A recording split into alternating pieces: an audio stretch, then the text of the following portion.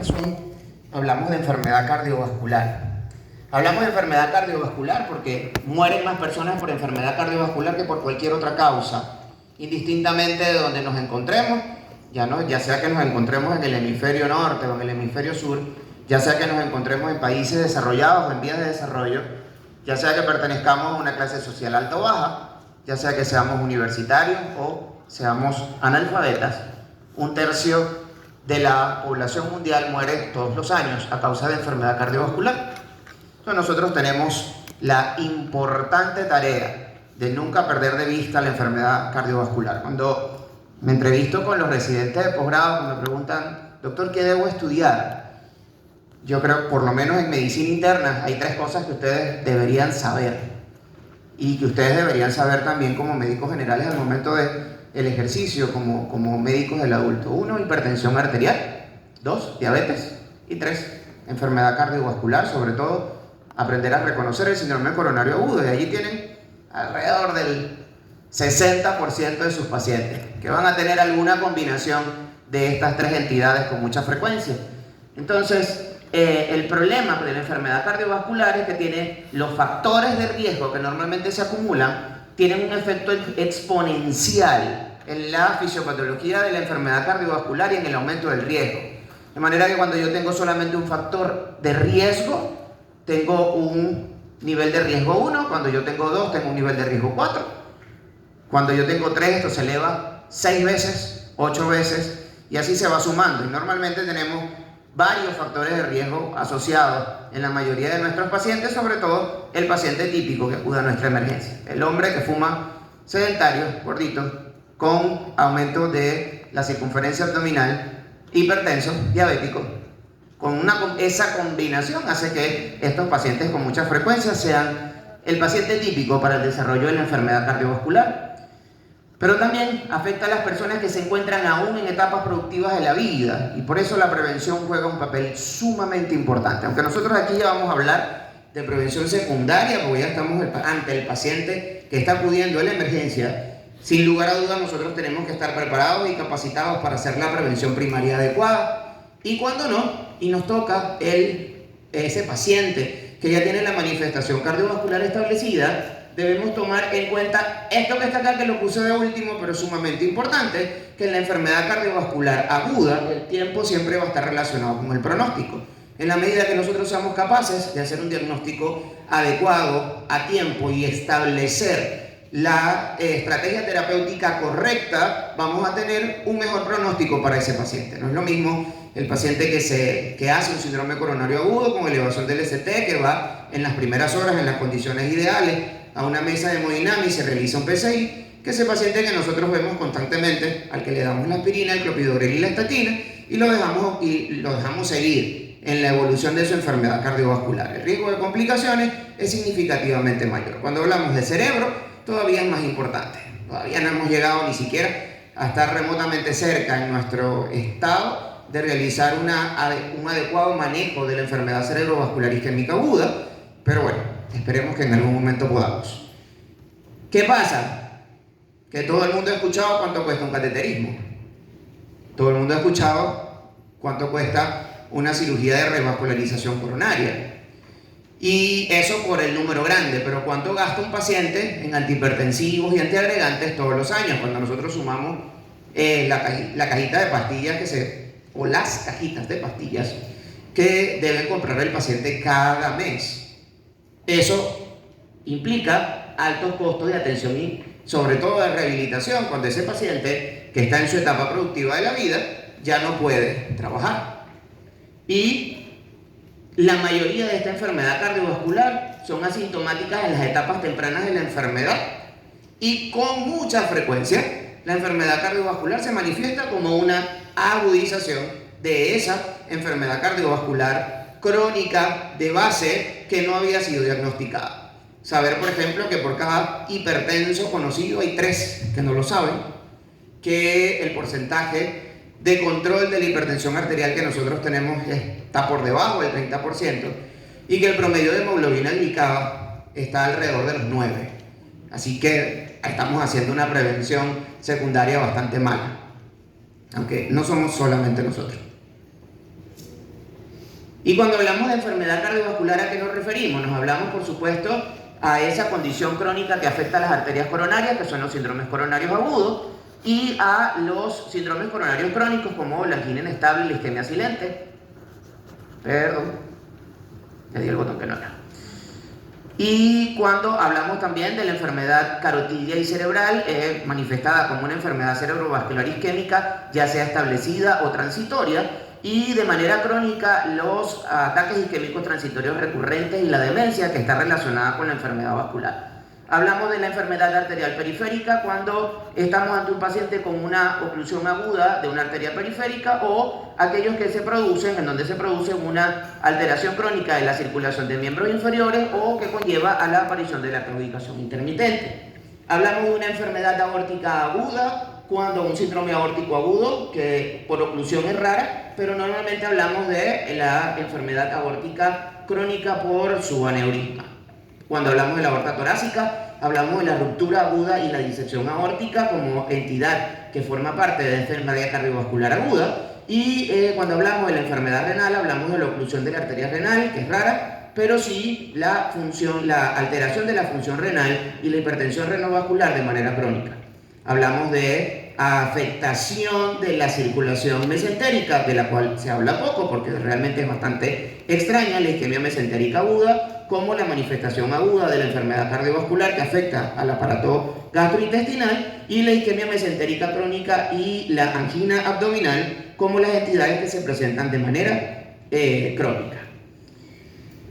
Y este es el caso típico que se nos presenta, ¿no? Un paciente de 42 años de edad, masculino, que llega a la emergencia porque tiene dolor torácico desde hace aproximadamente 3 horas. Es dolor torácico opresivo, retroesternal, que aparece de manera súbita tras la ingesta de alimentos, que dura más de 30 minutos y que se acompaña de síntomas vasovagales. Es un paciente sedentario que se toma de 4 a 6 tazas de café, que bebe cerveza los fines de semana hasta la embriaguez, que fuma 10 cigarrillos desde los 18 años de edad y que al examen físico tiene una presión arterial límite, una taquicárdico, con un índice de masa corporal elevado y un perímetro de cintura también elevado, con pulsos carotidios amplios, un punto de máximo impulso desviado por fuera de la línea media clavicular, con ruidos rítmicos y sin soplo, un abdomen globoso por panículos adiposos, sin más nada que comentar, y que luce ansioso. ¿A qué suena? A un infarto. ¿Qué más? Una angina inestable. Podría ser una angina inestable, un síndrome coronario. Con todo. Luego te pones a dar cuánto pudiera ser una angina. El paciente típico entonces con un dolor torácico agudo que nosotros tenemos que abordar y que clínicamente pareciera ser un infarto. Apareció, aunque tiene también características de angina inestable, apareció después de una comida, pero sin embargo dura más de 30 minutos en un paciente que sin lugar a dudas es un paciente con alto riesgo cardiovascular, un paciente mayor de 35 años, hombre que fuma, sedentario, obeso, con obesidad abdominal y con una presión arterial límite, que si nosotros para este paciente le sacamos el score de riesgo, este paciente debería recibir tratamiento antihipertensivo si se va para la casa. ¿Ok? Entonces, este paciente que está acá es ese paciente con dolor torácico que se presenta en la emergencia, y una de las tareas que siempre ustedes tienen que tener en la cabeza, todo paciente con dolor torácico, es que debemos descartar el síndrome coronario agudo, debemos descartar un síndrome aórtico agudo y debemos descartar el tromboembolismo pulmonar como las 3 entidades cardiovasculares más graves para el paciente. Quizás no las más frecuentes, pero sí las que ponen en riesgo la vida del paciente de manera inmediata. Esas cuando tengan un paciente con un cuadro caracterizado por dolor torácico agudo, deben descartar siempre, pensar siempre y descartar siempre estas 3 cosas. No siempre es fácil. Piensen siempre en tromboembolismo pulmonar, porque si no lo pensamos nunca lo vamos a diagnosticar, porque no siempre es típico. Todo paciente que llega a la emergencia con dolor torácico, una vez que pasa la puerta, antes de que cumpla 10 minutos de su llegada a la emergencia, a este paciente se le debe realizar un electrocardiograma. Y este es el electrocardiograma del paciente. Un electrocardiograma en donde se evidencian signos claros de crecimiento ventricular izquierdo y tenemos una inversión de la onda T que afecta la cara lateral alta con una discreta depresión del punto J. No es un electrocardiograma diagnóstico porque estos cambios que tenemos acá pueden ser secundarios a isquemia, pero también pueden ser secundarios a los trastornos de la repolarización que se asocian al crecimiento ventricular izquierdo. Entonces, en este caso, el electrocardiograma no es diagnóstico. ¿Qué sucede entonces en este caso de estos pacientes? Que la clínica no siempre nos va a acompañar o no siempre va a ser diagnóstica. La clínica no siempre va a ser diagnóstica de síndrome coronario agudo todo el tiempo.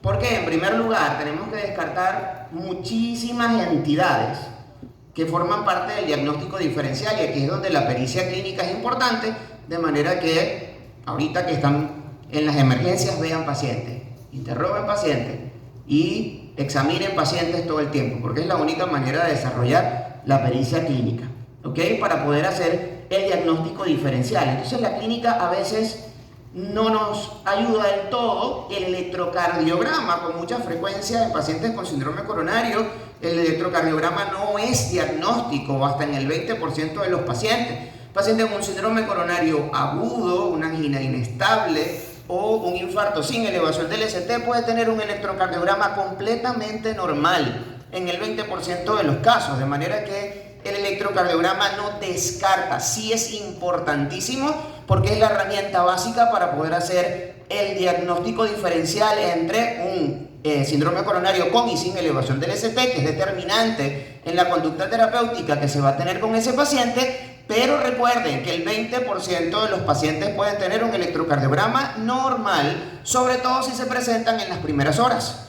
Así que no vean el electro y digan, no, el electro está normal, ponle un analgésico y envíalo para la casa, porque ese paciente necesita un poquito más de atención.